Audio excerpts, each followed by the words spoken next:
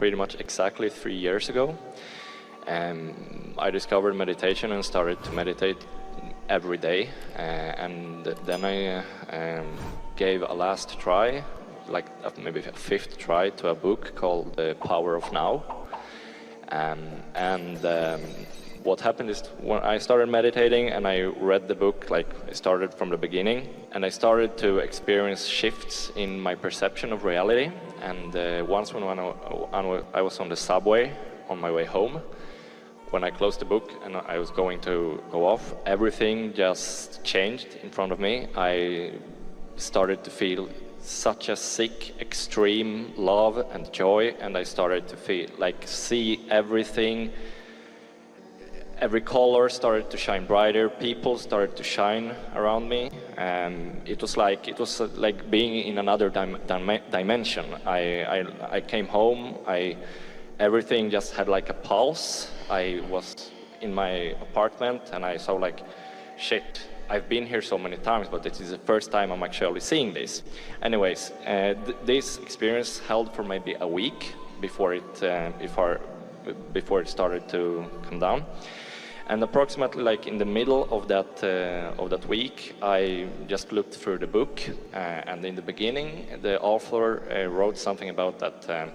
Humanity is not in has more farther advanced stage of consciousness than we are now, and we can take further leaps in our evolvement. And I remembered that I have a friend that have talked about this for some years ago. So I called him and I said, "Hey Alex, I understand this now. I remember what you were talking about, that the evolvement in consciousness, because I'm feeling it." And when he started to reply me, it was like the whole experience, it started to, like, it went up with 1,000,000%. I mean, everything started to shine around me. I felt like this connection to the whole universe. I felt my heart, as well as I felt like the cars outside, and it was just, I just felt everything. Anyways, the words he said that triggered that was, "Yes, I know, and there are people out there who are trying to control our knowledge about this through media and our education system and the financial system." And I started to speak about this. I kind of saw like visions about all he was saying. I started to see our school systems. It was like if information about how our whole society is built up started to pour into me from all the directions. I saw the two planes going in toward the center, 9/11, and I saw just everything that I could see. It was like if I got all the knowledge that there was to know in the world into my head then. But anyways, I wanted you to speak about what the words he's told me, that there are forces trying to cut off away from our connection with the source.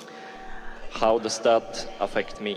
Much of what you just described is what we've been talking about here relative to what influence are you under? Are you under the influence of source, or are you under the influence of a stream of human thoughts that have been projected? Let's just start there, because as you were reading the book, The Power of Now, and you had that experience where you stepped into the fullness of who you are. If you'd paused in your story at that point, we wanted to jump in and say to you that what you were experiencing then was seeing the world through the eyes of source. Yes, yes. In other words, you lost your resistance and you tapped in to this awareness that your inner being has about who you are and about the world. In other words, you were deciphering through that broader perspective.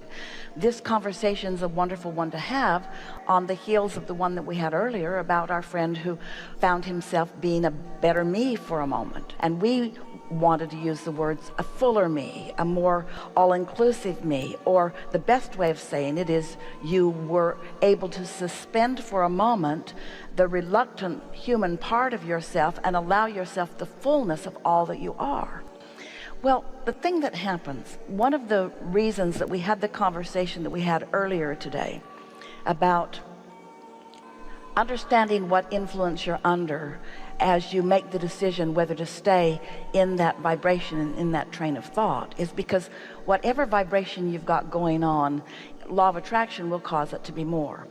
And we want to make a distinction about something, and we're going to be very gentle about it here because nothing has gone wrong here. This is all really a wonderful experience that you've had.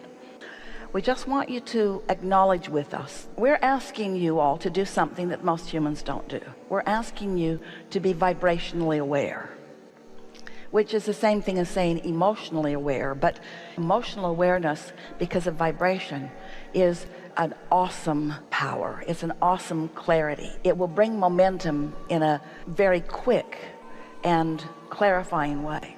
Stay with us. This is going to make a lot of sense to you in just a minute. When you become someone who is aware that they can read energy, who's aware that they are a receiver, it's like when you learn to read a language. You could go to a library or a bookstore and you could take anything from the shelf and participate in it. But everything that's on the shelf may not be something that you want to participate in. So having a keen awareness of what your interests are before you go in there is really helpful. Otherwise, you're going to be looking through all kinds of things. This is a big subject, and we are enjoying how well you're all staying with us, because this is going to be wonderful as we come to this culmination here. Understanding that whatever you're giving your attention to will bring more and more and more of it, and understanding that there are all kinds of thoughts that are there is something to think about or consider. But then this one piece that we want, it's going to be all right. You're getting out ahead of us and you're anticipating that we're saying something to you that we're not saying to you. So just chill. When you realize that you are a receiver and that what this subject really is about is the stick subject that we talked about earlier.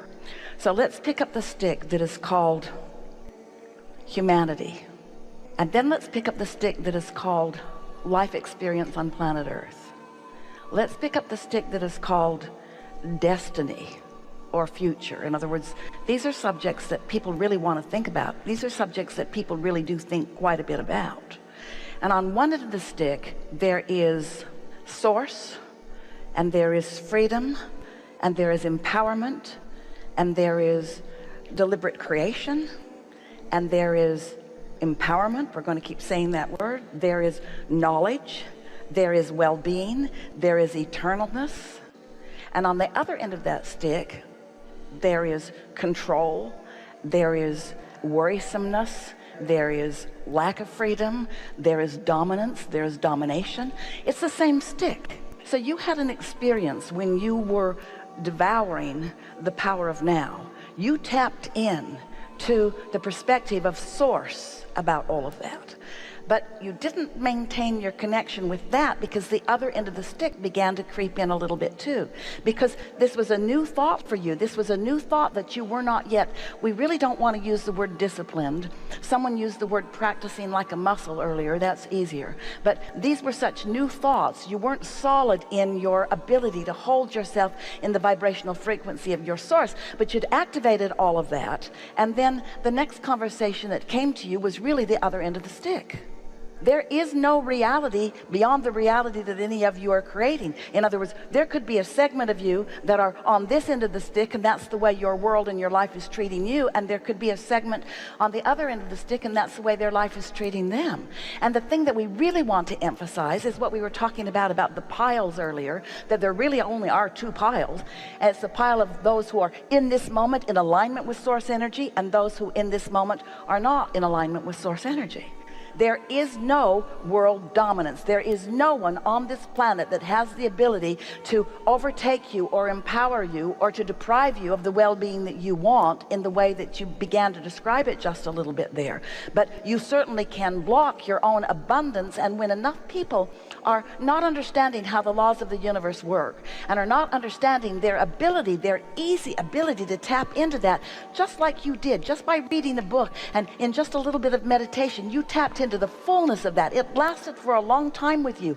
That's how powerful it is. This is not a hard thing to tap into, but because most people don't, what most people do instead is want that, but focus somewhere other than that, and then feel the absence of this thing that they want so much, so often that they begin to create a stream of consciousness that really does not have a source of reality.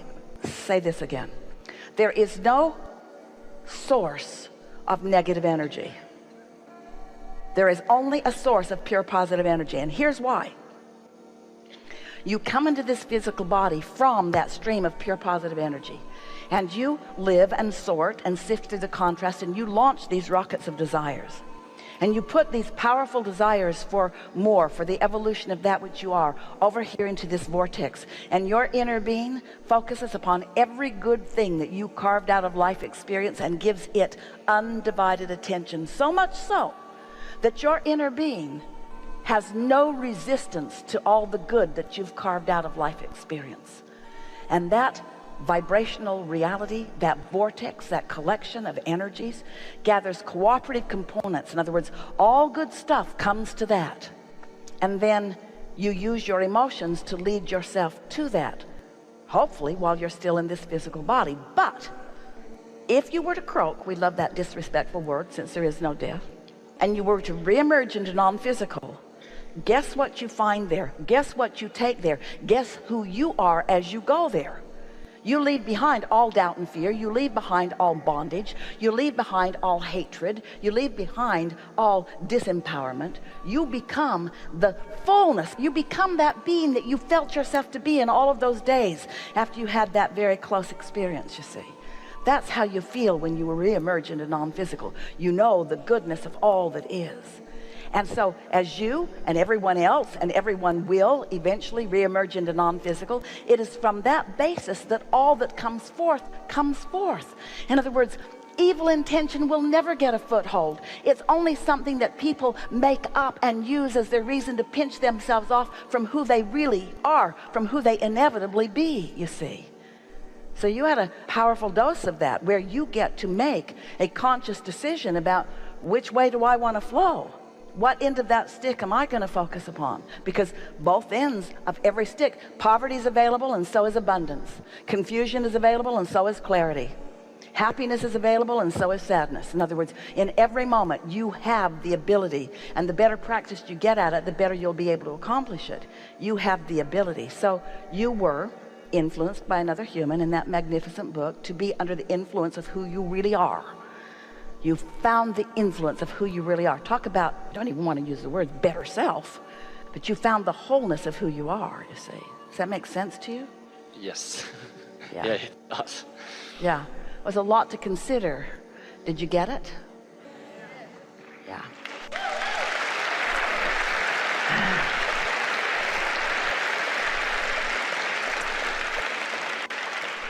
Much of the world, and a lot of those well-meaning people who have mentored you along the way, really thought that if they could warn you about things, that you could make better choices, without understanding that their warning would cause you to focus in a way to activate a vibration within you that would deprive you of your true nature and who you truly are.